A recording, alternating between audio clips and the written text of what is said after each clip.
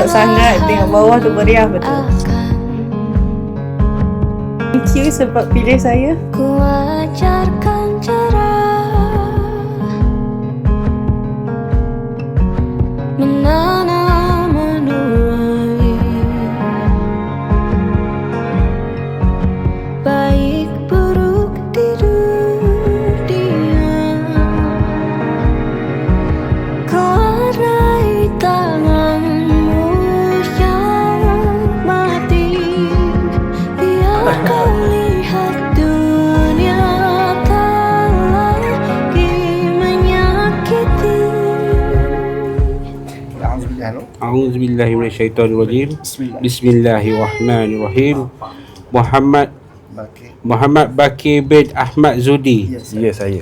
Aku nikahkan dikau dengan adindaku Nik Maizatul Masniza binti Nik Muhammad Afandi dengan mas kahwinnya RM300 tunai. Aku terima nikah Nik Maizatul Masniza binti Nik Muhammad Afandi dengan mas kahwinnya RM300 tunai.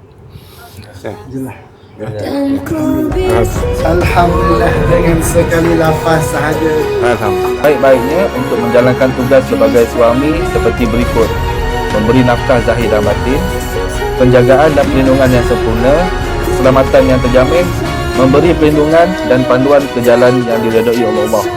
Saya mengharapkan doa restu dari semua pihak, terutamanya kepada kedua ibu bapa dan ibu bapa mertua saya.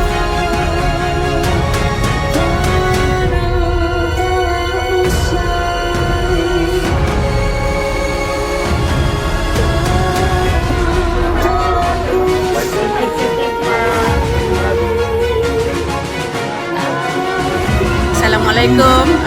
Saya ibu kepada pengantin lelaki.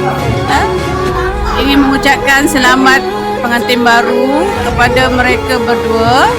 Semoga berkekalan hingga ke akhir hayat, dan semoga cepat mendapat anak. Kami merindu untuk menimang cucu.